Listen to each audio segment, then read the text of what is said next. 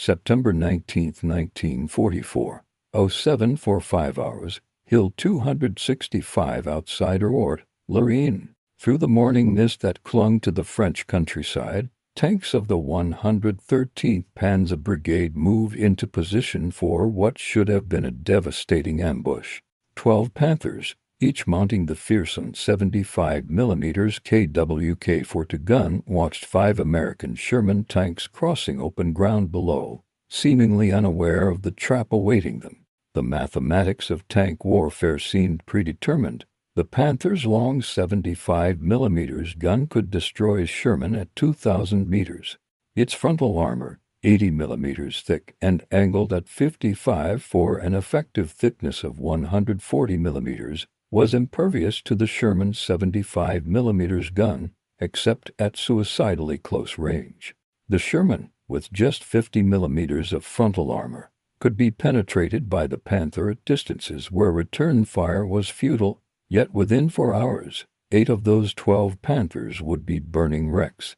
The 5 Shermans of Lieutenant Colonel Creighton Abrams' 37th Tank Battalion would advance unscathed. By day's end, September 19th, the fields around Arracourt would be littered with 49 destroyed German tanks, while American losses stood at minimal. Over the next 10 days until September 29th, the 4th Armored Division would destroy or damage 200 German armored vehicles, while losing 48 of their own, a kill ratio that defied every principle of tank design the Germans held sacred. What unfolded at Arracourt wasn't just a tactical defeat, it was the systematic demolition of the Wehrmacht's last illusion, that technical superiority could overcome what they had dismissed as American mechanical mediocrity. Backed by industrial mass production, the shocked German survivors would discover they hadn't been fighting tanks, they had been fighting an integrated weapon system that redefined modern warfare. The German counteroffensive had been born from Hitler's personal rage at the American breakout from Normandy. In early September 1944, as Patton's Third Army raced across France, the Führer ordered an immediate counterattack to crush the American spearheads and restore German prestige. The newly formed 113th Panzer Brigade, along with the 111th Panzer Brigade and elements of the 11th Panzer Division, would smash into Patton's extended flank in Lorraine. The 113th Panzer Brigade fielded 45 Panthers and 45 Panzer IV tanks under Oberst Heinrich Freiherr von Seckendorf. The 111th Panzer Brigade, commanded by General Major Heinrich Gunther von Schorf-Bronner, brought similar strength. These units represented Germany's last operational reserve in the West, hastily assembled, inadequately trained due to fuel shortages, but equipped with tanks that on paper far exceeded anything the Americans possessed. The Panther tank embodied German engineering philosophy. Its 75mm KWK-42L70 gun fired armor-piercing rounds at velocities exceeding 1,000 meters per second. At standard combat ranges, it could penetrate 140mm of armor at 1,000 meters, enough to destroy any Allied tank frontally. The Sherman's M375mm gun, by contrast, could only penetrate 88mm at 500 meters and needed to close within 100 meters to have any chance against a Panther's front armor. German doctrine emphasized the tank duel, long-range engagements where technical specifications determined victory. At the Panzer training schools, crews spent months perfecting gunnery at extended ranges, studying ballistic tables, and practicing the geometry of the perfect ambush. The Panther was the ultimate expression of this philosophy. Unknown to the Germans massing for their counteroffensive, the Americans had developed a completely different philosophy of armored warfare, one that made individual technical specifications almost irrelevant. Colonel Bruce Clark, who had helped develop American armored doctrine at Fort Knox, had written in training manuals that emphasized speed, coordination, and combined arms over individual tank performance. The U.S. Army's approach stressed that tanks rarely fought alone. They operated as part of teams, including infantry, artillery, tank destroyers, and air support. Lieutenant Colonel Creighton Abrams, Jr., commanding the 37th Tank Battalion, embodied this philosophy. A 1936 West Point graduate who had transferred from cavalry to armor, Abrams viewed tank warfare not as duels between machines, but as maneuver warfare, where speed, aggression, and coordination mattered more than armor thickness. His battalion had trained relentlessly in combined arms tactics, practicing rapid target acquisition and firing on the move rather than long-range precision shooting. The 4th Armored Division had developed specific tactics for fighting Panthers. They knew frontal penetration was impossible, so they practiced flanking maneuvers, smoke deployment, and artillery coordination to suppress German tanks while Shermans maneuvered for side shots. They turned the Sherman's supposed weaknesses, lighter weight and mechanical reliability, into advantages that enabled rapid maneuver and sustained operations. September 18, 1944. The German counteroffensive began with the 113th Panzer Brigade advancing on Arracourt, expecting to sweep aside scattered American forces. German reconnaissance had reported only sporadic American presence, some infantry, tank destroyers, perhaps a company of Shermans. But American intelligence was far superior to what the Germans realized. Ultra-intercepts had revealed the German concentration days in advance. Artillery spotting planes tracked every German movement. The Americans knew exactly where the Germans were while the Germans advanced blind into what they believed was weak resistance. At 08:00 hours on September 19th, 15 Panthers of the 113th Panzer Brigade advanced in textbook formation near Arracourt. They never saw what hit them. American forward observers had been tracking the German advance for 30 minutes.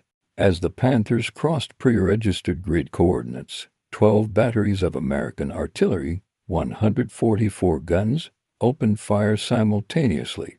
The barrage that fell on the German tanks was unlike anything they had experienced. The Americans had perfected time-on-target fire missions where shells from multiple batteries fired at different times from different distances arrived simultaneously. 3 Panthers were destroyed in the first minute not by tanks but by artillery. The survivors pushed through, shaken by the accuracy and intensity of American indirect fire. As German Panthers occupied Hill 265 overlooking Arracourt, they prepared to ambush Abrams' approaching Shermans. At 1,200 meters, perfect range for the Panther's gun, the Germans opened fire. The first round missed. Before the German gunner could reload, all 5 Shermans fired simultaneously, not at the Panthers, but at the ground in front of them, throwing up massive clouds of dust and smoke. Then they scattered. Within seconds of the Panthers revealing their positions, American forward observers called in artillery. White phosphorus shells burst among the German tanks, blinding optics with burning smoke. High explosive rounds damaged tracks and vision blocks. The Panthers, designed for precision shooting at long range, found themselves blind and under constant bombardment. Through the smoke came the Shermans, not frontally, but from 3 directions simultaneously. They had used terrain the Germans hadn't properly reconnoitered, dead ground that allowed covered movement. The Shermans emerged at ranges under 500 meters where their guns could penetrate the Panther's 40mm side armor. The engagement demonstrated a critical advantage. The Sherman's hydraulic turret traverse could rotate 360 in 15 seconds, while the Panther's manual traverse needed 60 seconds, 4 times slower. At close range, this differential proved lethal. American crews trained to load and fire in under 4 seconds could pump multiple rounds into German tanks before they could respond. One of the best documented engagements occurred when Captain William A. Dwight's Sherman platoon encountered German Panthers near Lisi. According to the official after-action report, Dwight's gunner, Sergeant Donald Decker, destroyed 4 Panthers in rapid succession at ranges under 800 meters. Decker's account, preserved in military archives, provides tactical detail. We came around the corner of a small wood, and there were 3 Panthers in the open about 600 yards away. They were traversing toward us. but we got the first shots off. I put 3 rounds of AP into the first one side before he could get his gun around. The second one I hit in the rear as he tried to back up. The third managed to fire once, but missed high before we knocked him out. This engagement demonstrated the American advantage in rapid engagement. While German crews followed elaborate firing procedures, commander identifies target, provides range estimation, gunner adjusts sights, loader selects appropriate ammunition. American crews operated on instinct developed through thousands of practice rounds. They sacrificed long-range accuracy for close-range speed, and at Arracourt's typical engagement ranges of 500 to 800 meters, speed mattered more than precision. On September 20th, the Germans launched a major attack with elements of both the 113th and 111th Panzer Brigades. Oberst von Seckendorf personally led the assault with 40 Panthers and supporting infantry. The attack initially seemed promising. German tanks advanced under cover of morning mist, catching some American outposts by surprise. But the American response demonstrated their systematic superiority. Within minutes of contact, every American unit in the sector knew the German positions. Radio nets that connected every Sherman to higher headquarters enabled instant coordination. Artillery forward observers embedded with tank units called an immediate suppressing fire. Most critically, the weather began to clear, allowing intervention by the 19th Tactical Air Command. Major Charles Bazooka Charlie Carpenter flying an L-4 Grasshopper observation aircraft armed with 6 bazookas engaged German tanks directly. In an interview with Stars and Stripes published September 25, 1944, Carpenter stated, "Word must be getting around to watch out for cubs with bazookas on them. Today they saw me coming and began to dodge. It's kind of hard to hit a tank going 60 miles per hour across a field." The combination of tanks, artillery, and air power created interlocking fields of fire that trapped German formations. Panthers that stopped to engage Shermans were bracketed by artillery. Those that moved were attacked by fighter bombers. Those that sought cover were flanked by fast-moving tank destroyers. September 21st brought catastrophic losses to German command. Oberst von Seckendorf, leading from the front in accordance with German tradition, was killed when his command Panther was destroyed by artillery fire. His death immediately paralyzed the 113th Panzer Brigade. Subordinate commanders trained to follow orders rather than exercise initiative didn't know how to respond. The next day, September 22nd, General Major Fonschelorf Braunert of the 111th Panzer Brigade was also killed in action. The loss of both brigade commanders within 48 hours devastated German command and control. In contrast, American doctrine emphasized command flexibility. When commanders fell, subordinates immediately assumed control without missing a beat.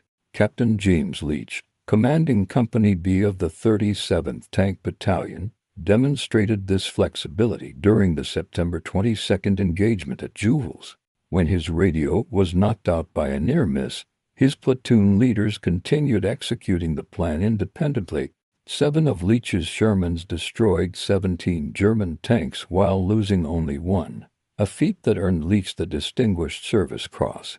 As weather cleared September 21st to 23rd, the full weight of American air superiority manifested. 19 Tactical Air Command under Major General Wood Pete Sisada had perfected close-air support to a degree the Germans couldn't match. P-47 Thunderbolts carrying bombs and rockets operated in continuous waves over the battlefield. The integration between ground and air forces was seamless. Forward air controllers rode in Sherman tanks using the same maps and grid references as ground units. When tanks encountered strong resistance, controllers could vector fighter bombers onto targets within minutes. The P-47s could distinguish friend from foe at high speed. American tanks marked their positions with colored panels and smoke. German accounts from captured documents described the terror of constant air attack. Panthers designed to dominate ground combat were helpless against attacks from above. Their 16 mm top armor, adequate against artillery air bursts, couldn't withstand direct hits from 500-pound bombs or 5-in rockets. Even near misses could damage optics, jan turrets, or wound crew members through concussion. The psychological impact exceeded physical destruction. German tank crews couldn't concentrate in daylight without risking air attack. Movement became possible only at night or in bad weather. The constant presence of American aircraft, observation planes, fighters, and bombers created a sense of being perpetually watched and targeted. The engagement at Juval on September 25 demonstrated American tactical superiority at its peak. Company C of the 37th Tank Battalion, commanded by Captain Spencer, faced a German force of approximately 30 tanks advancing across open ground. Spencer had just 7 operational Shermans. Rather than meeting the Germans head-on, Spencer executed a tactical masterpiece. He positioned his tanks in hull-on positions behind a low ridge, exposing only their turrets. As the Germans advanced, Spencer's tanks opened fire, not to destroy, but to disrupt and channel the German formation. Simultaneously, Spencer called for artillery smoke rounds to blind the German tanks. While the Germans struggled through smoke and incoming fire, Spencer sent 3 Shermans on a flanking maneuver through a small valley the Germans hadn't reconnoitered. These tanks emerged on the German flank at point-blank range, destroying 8 Panthers in 3 minutes. The German formation, hit from 2 directions and blinded by smoke, fell apart. Total German losses: 17 tanks destroyed, 8 damaged. American losses: 1 Sherman damaged, quickly repaired. By September 24, the battle was revealing fundamental flaws in German armored doctrine. The Panther, for all its technical superiority, suffered from crippling mechanical problems that multiplied under combat conditions. The U.S. Army's Ballistic Research Laboratory would later document that in 30 analyzed engagements, Shermans achieved a 3.6-to-1 kill ratio over Panthers, not through superior firepower, but through superior availability. The Panther's final drive, overstressed by the tank's 4.5-ton weight, failed frequently. Transmissions designed for a lighter vehicle couldn't handle the strain. The integral road wheel system, while providing excellent weight distribution, became clogged with mud in Lorraine's wet terrain. When mud froze overnight, it could immobilize tanks completely. In contrast, the Sherman's mechanical simplicity proved its greatest asset. The tank could run for hundreds of miles between major maintenance. Track tension could be adjusted in minutes.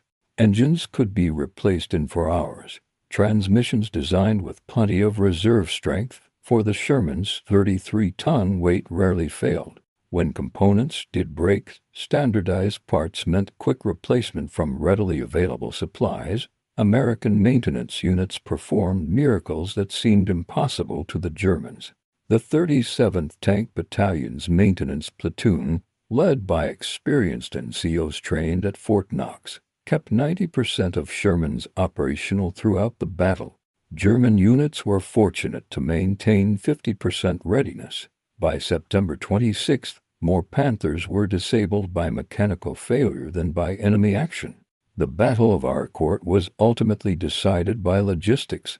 Both armies faced severe fuel shortages as supply lines stretched across France, but the American response differed fundamentally from the German situation. General Patton's Third Army operated on strict fuel rationing. Armored divisions received 25,000 gallons daily when 75,000 was optimal. Yet, this limitation sparked American innovation. The Red Ball Express, the legendary truck convoy system, moved 12,000 tons of supplies daily over routes exceeding 300 meters. When official supplies proved insufficient, Patton authorized unauthorized fuel acquisition. Units sent foraging parties to requisition fuel from other commands. The German supply situation was catastrophic. The hastily formed Panzer brigades had been promised adequate fuel and ammunition, but reality proved different. Panthers consumed fuel at 2.5 gallons per mile cross-country, meaning a full 200 gallons tank provided only 80 miles range. With supply lines under constant air attack and fuel production crippled by strategic bombing, German tanks often sat waiting for fuel that never arrived. Ammunition posed another crisis. American Shermans carried a mixed load of armor-piercing, high-explosive, and white phosphorus rounds, allowing engagement of various targets. Artillery ammunition flowed continuously from Normandy depots. German Panthers, primarily supplied with armor-piercing rounds, couldn't effectively engage infantry or soft targets. When ammunition ran low, German crews had no ability to resupply under combat conditions. The devastating effect of American artillery reached its peak on September 26 when the Germans attempted another major assault. The 4th Armored Division's artillery, reinforced by Corps-level assets, could mass the fire of over 150 guns on a single target within minutes of request. The American Fire Direction Center system represented a revolution in artillery employment. Forward observers equipped with radios and precise maps could call for fire using simple grid coordinates. Fire direction centers using pre-calculated firing data and mechanical computers could translate observer requests into firing commands in seconds. Multiple batteries could engage simultaneously with shells arriving on target at the same instant through time-on-target calculations. German forces accustomed to Eastern Front warfare, where artillery was often scarce and poorly coordinated, were psychologically shattered by the volume and accuracy of American fire. Every German concentration was immediately bracketed by artillery. Every assembly area was saturated with shells. Movement in daylight invited immediate bombardment. The official history records that on September 26 alone American artillery fired over 15,000 rounds in support of the 4th Armored Division.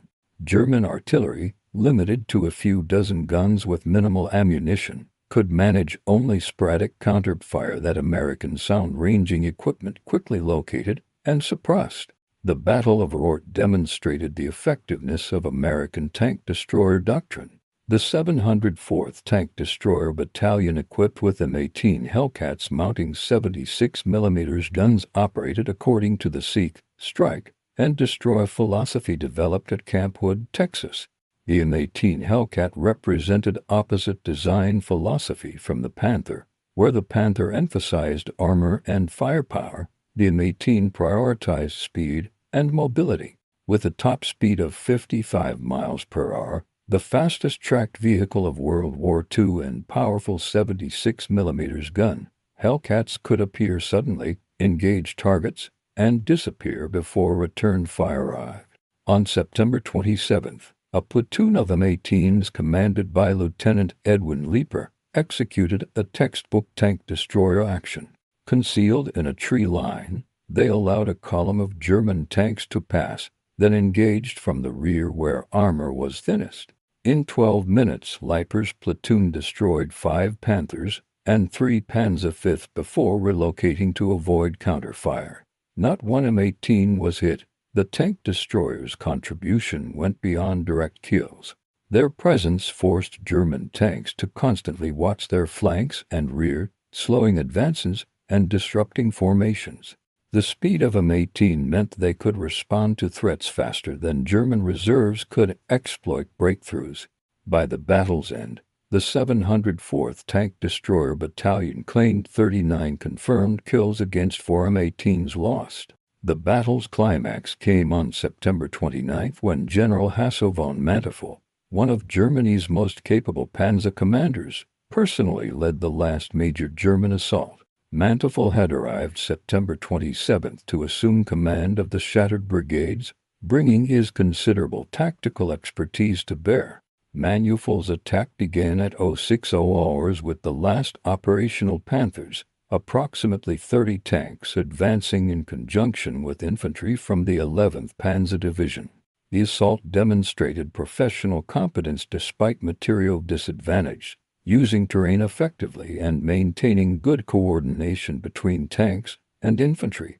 But the American response was overwhelming. Colonel Bruce Clark, commanding Combat Commando, had anticipated the attack through intelligence intercepts. American tanks were positioned in prepared defenses with pre-planned artillery concentrations. As German forces advanced, they entered a carefully prepared kill zone. The destruction was methodical. Artillery separated German infantry from their tank support. Tank destroyers engaged from the flanks while Shermans held the center. As morning fog lifted, P-47s arrived in strength, adding their firepower to the maelstrom. By noon, Monter's attack had failed completely. 22 German tanks lay destroyed or abandoned. The remaining forces withdrew toward the German border. When the Battle of Arracourt ended on September 29, 1944, the results were staggering. From an initial strength of 262 tanks and assault guns, German forces retained only 62 operational vehicles, a loss rate of 76%. The 113th Panzer Brigade had ceased to exist as an effective unit. The 111th Panzer Brigade was similarly devastated. The 11th Panzer Division, one of the Wehrmacht's veteran formations, was reduced to regiment strength. American losses, while not insignificant, were far lighter. The 4th Armored Division lost 48 tanks during September 1944, with 25 tanks and 7 tank destroyers lost specifically during the Arracourt battles. Most damaged American tanks were quickly repaired and returned to service. Crew casualties remained relatively low due to the Sherman's better escape hatches and internal layout that facilitated quick evacuation. The kill ratio, approximately 3.6 to 1 in favor of American forces, contradicted everything German doctrine predicted. The Panther, superior in armor and firepower, had been decisively defeated by the supposedly inferior Sherman. But the victory hadn't come through tank versus tank combat. It came through superior integration of combined arms, better tactical flexibility, superior logistics, and overwhelming artillery and air support. The U.S. Army's immediate after-action analysis of Arracourt provided crucial insights that would influence armored warfare doctrine for decades. The Armored Force Board at Fort Knox compiled detailed reports from every participating unit, creating a comprehensive picture of modern armored warfare. First, the battle proved that technical specifications alone didn't determine combat outcomes. The Panther's superior gun and armor meant little when American forces refused to fight on German terms. By using artillery to suppress, aircraft to attack from above, and maneuver to strike from flanks, American forces negated German technical advantages. Second, mechanical reliability proved more important than maximum performance. A Sherman that could fight every day was worth more than a Panther that spent half its time in maintenance. The ability to sustain operations, to keep tanks running and fighting continuously, multiplied combat power in ways that armor thickness couldn't match. Third, crew training and tactical flexibility trump individual heroics. American tank crews, products of standardized training at Fort Knox, operated with consistent competence. They could perform any role in the tank, coordinate with other arms instinctively, and adapt to changing situations without detailed orders. German crews, increasingly green due to losses and hasty training, couldn't match this institutional competence. Fourth, logistics determined strategic possibilities. The American ability to supply fuel, ammunition, and spare parts, even at the end of a 400-den supply line, enabled continuous operations. German forces, unable to maintain adequate supply, saw their tactical options progressively constrained until immobility meant inevitable defeat. Lieutenant Colonel Creighton Abrams, whose tactical leadership proved decisive throughout the battle, provided a comprehensive assessment in his after-action report. Abrams emphasized that victory came not from any single factor, but from the systematic application of combined arms doctrine. His 37th Tank Battalion had demonstrated that aggressive action supported by artillery and air power could defeat technically superior opponents. Abrams would later become Chief of Staff of the U.S. Army, and his experiences at Arracourt influenced American armored doctrine through the Cold War. The M1 Abrams tank, named in his honor, embodied lessons learned at Arra emphasizing reliability, crew survivability, and systems integration over pure technical specifications. On the German side, General Hasse-Manteuffel provided perhaps the most telling assessment. In post-war interrogations, Manteuffel stated that Arracourt demonstrated the bankruptcy of German tactical doctrine. The Wehrmacher's emphasis on technical superiority and individual warrior prowess had proven inadequate against American systematic warfare. The Americans had industrialized combat, turning war into a production process where superior organization and logistics guaranteed victory. The Battle of Arracourt represented a triumph of American intelligence gathering and processing. Ultra-intercepts had provided strategic warning of German concentrations. Tactical reconnaissance conducted by armored cavalry and light aircraft provided continuous updates on German positions and movements. The integration of intelligence from multiple sources created unprecedented battlefield awareness. Colonel Oscar Koch, G2, intelligence officer of the Third Army, had developed innovative techniques for intelligence fusion. His staff correlated ultra-intercepts with aerial reconnaissance, prisoner interrogations, and captured documents to create comprehensive enemy assessments. At Arracourt, American commanders often knew German intentions before German subordinate units received their orders. This intelligence advantage multiplied American combat power. Knowing where Germans would attack allowed positioning of reserves. Understanding German fuel shortages enabled tactics that forced excessive maneuvering. Awareness of German mechanical problems suggested aggressive pursuit that prevented recovery and maintenance. The unglamorous but crucial role of maintenance units deserves special recognition. The 126th Ordnance Maintenance Battalion supporting the 4th Armored Division performed mechanical miracles throughout the battle. Operating from forward positions under occasional artillery fire, maintenance teams kept American armor running at unprecedented operational rates. Master Sergeant John Fulner, a maintenance platoon sergeant, described the system in a 1945 interview with Yank magazine. We had assembly line maintenance down to a science. Track repair 1 hour, engine swap 4 hours, transmission replacement 6 hours.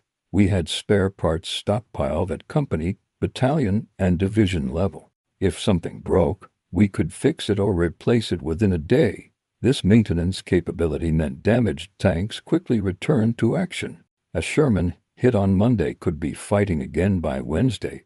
German Panthers requiring specialized tools and scarce spare parts might remain disabled for weeks, if they could be recovered at all under American artillery and air attack. Combat effectiveness depended significantly on medical support, and here too the Americans held decisive advantages.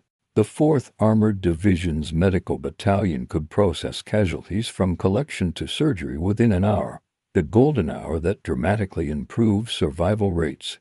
Tank casualties presented unique challenges. Burns, traumatic amputations, and blast injuries required immediate specialist care. American medical doctrine emphasized far-forward surgical hospitals staffed with specialists. Plasma morphine and sulfur drugs were available at company level. Helicopter evacuation, though still experimental, saved critically wounded tankers who would have died awaiting ground ambulances. The psychological impact of comprehensive medical support cannot be overstated. American tankers fought aggressively, knowing that wounds weren't death sentences. German tankers, aware that medical support was minimal and evacuation uncertain, fought more cautiously. This medical confidence translated directly into tactical advantage. Weather played a crucial but complex role at Arracourt. The morning fog of September 18th to 21st initially seemed to favor German attacks, masking their approach and negating American advantages in artillery observation. But fog also eliminated the Panthers' long-range advantage, forcing combat at ranges where Shermans could effectively engage. When weather cleared September 21st to 23rd, American advantages multiplied. Clear skies brought overwhelming air support. Good visibility enabled artillery observers to engage distant targets. The autumn sun dried muddy terrain, improving mobility for the lighter Shermans, while Panthers still struggled with their heavier ground pressure. Rain returned September 24th to 26th, creating mud that particularly affected German operations. The Panthers' inter-road wheels designed to distribute weight became clogged with mud that froze overnight. Several Panthers were immobilized not by combat damage, but by frozen mud locking their running gear. Shermans with simpler track systems could break free with their own power or quick maintenance. American signal communication superiority provided another decisive advantage. The 4th Armored Division operated multiple radio networks simultaneously: command nets, fire support nets, logistics nets, and air support nets. Every Sherman tank had 2 radios, allowing monitoring of multiple frequencies. The SCR-528 radio in American tanks provided reliable voice communication at ranges exceeding 10 miles. The companion SCR-506 allowed communication with supporting arms. These FM radios, resistant to interference and interception, enabled secure tactical coordination that German forces couldn't match. German communications, dependent on fewer radios with shorter ranges, frequently failed in combat. The Fu-5 radio set in most Panthers had a practical range of only 2 miles. When command tanks were destroyed, priority targets for American gunners, subordinate units lost communication entirely. This communications breakdown accelerated German tactical collapse. The Battle of Arracourt validated the massive American investment in training infrastructure. Fort Knox, the Armored Force School, had developed the world's most comprehensive tank crew training program.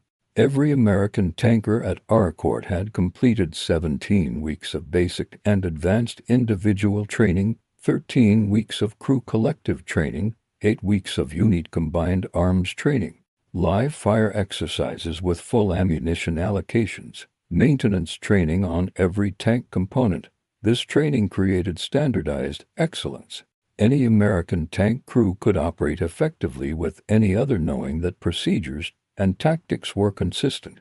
The loss of individual crew members, while tragic, didn't eliminate effectiveness because every member could perform every role. German training had collapsed by 1944. Fuel shortages meant minimal driving practice. Ammunition shortages limited gunnery training. The complex Panther required extensive training that couldn't be provided in the hasty formation of new units. Many German tankers at Arracourt had less than 100 hours of actual tank experience compared to American crews with 1,000+ hours. Arracourt must be understood within the broader strategic situation of September 1944. The Wehrmacht was collapsing on all fronts. Soviet forces had destroyed Army Group Center and were approaching German borders. Allied forces had liberated France and Belgium. Strategic bombing had devastated German industry. Romania had switched sides, cutting off crucial oil supplies. The counteroffensive at Arracourt represented one of Germany's last attempts to regain initiative in the West. Its failure meant that Germany could no longer mount significant offensive operations. The destruction of precious Panthers and experienced crews, irreplaceable by this stage of the war, accelerated German collapse. For the Americans, Arracourt validated their entire approach to warfare. The combination of industrial production, systematic training, technological integration, and tactical flexibility had proven superior to German quality and doctrine. The battle demonstrated that American methods could defeat any enemy anywhere, a lesson that would influence U.S. military doctrine through the rest of the 20th century. The Battle of Arracourt cannot be understood without recognizing the industrial base that made American victory possible. The Detroit Tank Arsenal, also known as the Pfizer Tank Arsenal, embodied American production philosophy. Built in just 6 months, the facility could produce 1,000 tanks monthly by 1944. The production system emphasized standardization and reliability over maximum performance. Every Sherman used interchangeable parts. Every transmission was identical. Every engine could be swapped with another. This standardization meant that maintenance units could stock parts knowing they would fit any Sherman they encountered. German production, by contrast, suffered from constant modifications and improvements that complicated manufacturing and maintenance.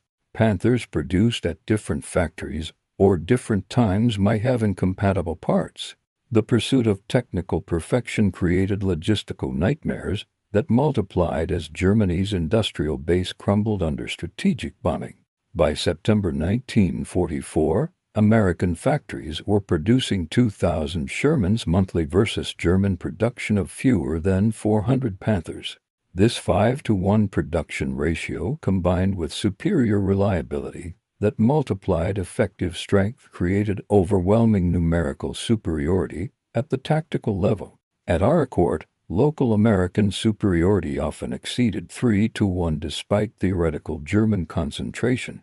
Beyond statistics and tactical analysis lay the human reality of armored combat. Tank warfare was not the clean mechanical duel often portrayed, but a terrifying experience of fire, explosion, and death. The crews who fought at Arracourt, American and German, displayed extraordinary courage in conditions of extreme danger. The Sherman, despite its victories, remained vulnerable to catastrophic destruction. A Panther's shell penetrating a Sherman could ignite ammunition, creating an inferno that gave crews seconds to escape. The tank's nickname, Ronson, after the cigarette lighter advertised as Light's first time every time, reflected this deadly reality. German tankers faced equal horrors. Panthers hit by white phosphorus shells filled with toxic smoke. Crews had to choose between staying inside and suffocating or evacuating under machine gun fire. Tank commanders, who often fought with open hatches for better visibility, were particularly vulnerable to artillery air bursts that sprayed shrapnel into turrets. The wounded faced agonizing experiences. Burns were common. Contact with hot metal, flaming fuel, or burning phosphorus created injuries that period medicine struggled to treat. Traumatic amputations from shell fragments were frequent. Concussion from near misses could cause permanent brain injury without visible wounds. Yet amid this horror, moments of humanity emerged. American medics treated German wounded alongside their own. Tank crews risked their lives to extract enemies from burning vehicles. Local French civilians, despite suffering under German occupation, provided aid to wounded of both sides. The Battle of Arracourt generated numerous German prisoners who provided valuable intelligence through interrogation. These interrogations, conducted according to Geneva Convention protocols, revealed the depth of German supply and morale problems. Captured tank crews described fuel shortages that limited tactical options. They reported receiving only basic training due to fuel conservation. They complained about mechanical problems that left half their tanks non-operational before combat. Most significantly, they expressed shock at American material superiority. The volume of artillery, the constant air attacks, the seemingly unlimited ammunition. American treatment of prisoners followed strict protocols that often surprised Germans accustomed to Eastern Front brutalities. Prisoners received medical treatment, adequate food, and protection from harm. This humane treatment, contrasting with Nazi propaganda about American barbarism, often loosened tongues during interrogation. The intelligence gained from prisoner interrogations provided tactical advantages throughout the battle. Knowing German fuel status allowed timing attacks when tanks couldn't maneuver. Understanding mechanical problems suggested aggressive pursuit that prevented maintenance. Awareness of command casualties enabled exploitation of leadership voids. The Battle of Arracourt devastated the French countryside around this small Lorraine town. French civilians who had endured 4 years of German occupation found themselves caught between opposing armies in their liberation. The mayor of Arracourt, speaking to American reporters after the battle, described the experience. The noise was incredible, shells exploding constantly, tanks firing, aircraft overhead. Many houses were destroyed, but we knew this meant liberation was coming. When we saw the burnt German tanks, we knew the Americans had won. Civilian casualties, while not precisely documented, were significant. Artillery and tank fire didn't distinguish between military targets and civilian homes.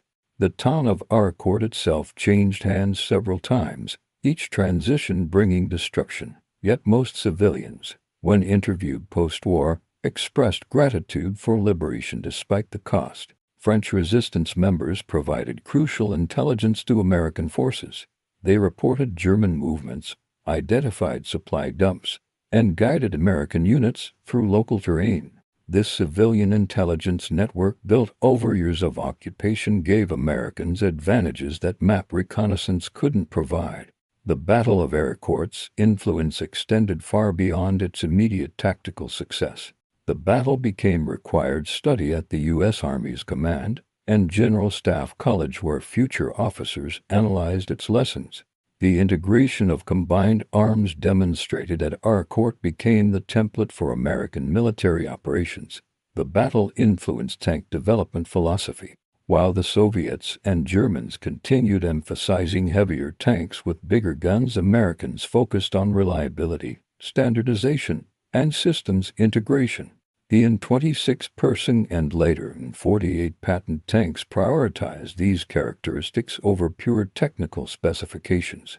NATO doctrine during the Cold War explicitly drew on Arracourt lessons for defending against Soviet armored superiority. The concept of using artillery, air power, and maneuver to defeat technically superior but numerically overwhelming forces came directly from the 4th Armored Division's success against German Panthers. Modern military historians consider Arracourt a watershed moment in armored warfare, the point where industrial-age mass production warfare gave way to information-age integrated warfare. The American ability to coordinate multiple weapons systems in real time preaged modern network-centric warfare, where information superiority multiplies combat power. Post-war German military studies of Arracourt were brutal in their self-criticism. The Bund's historical section analyzing the battle in the 1950s concluded that German forces had failed at every level: strategic, operational, and tactical. Strategically, committing the last operational reserves to a secondary theater while the Eastern Front collapse showed fatal misallocation of resources. Operationally, the hasty assembly of panzer brigades without adequate training, logistics, or combined arms support guaranteed failure.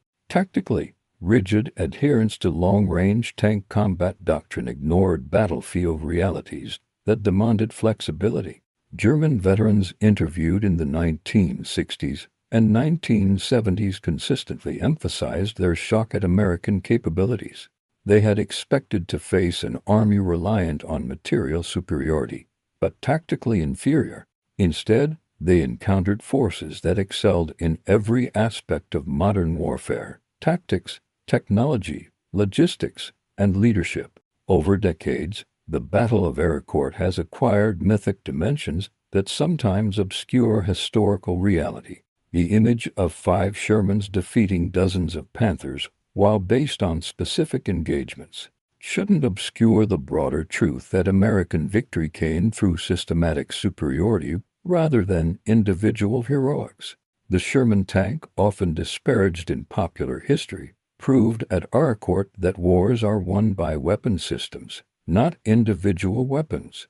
The Panther, for all its technical excellence, failed because it was just a tank. The Sherman succeeded because it was part of an integrated combined arms team that included artillery, air support, infantry, and logistics.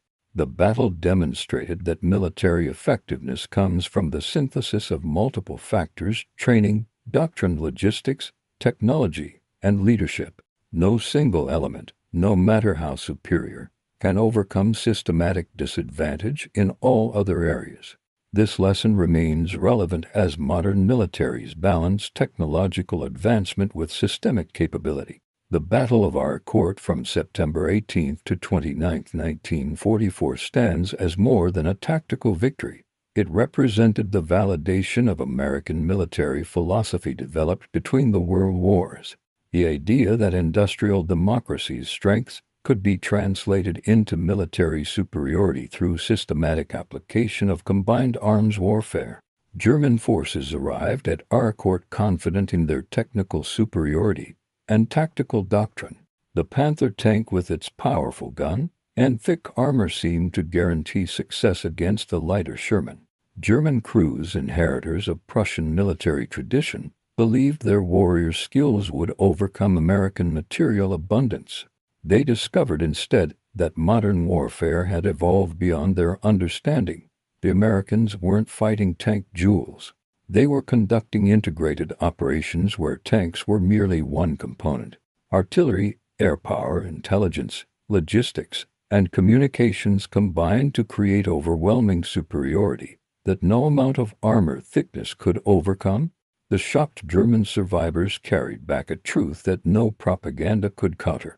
They had encountered a form of warfare they couldn't match. Not because American tanks were better, they weren't.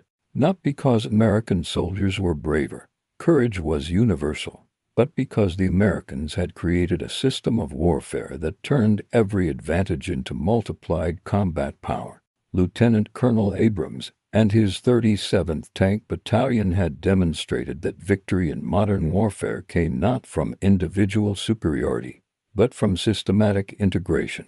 The 5 Shermans that seemed like easy prey to German Panthers that September morning had behind them the full weight of American industrial democracy, a force that would grind Nazi Germany into unconditional surrender within 8 months. At Arracourt, German tankers learned what their comrades in P camps were simultaneously discovering. American strength lay not in any single weapon or tactic, but in the ability to organize, supply, and coordinate overwhelming force at the point of decision. They had challenged the arsenal of democracy and discovered it was not just an arsenal. It was an entire system of warfare they were powerless to defeat. The fields around Arracourt, littered with burned-out Panthers, told the story. Technical superiority had met systematic superiority, and systematic superiority had won. The German tankers who survived carried this lesson back to a crumbling Reich. They had seen the future of warfare, and it was American.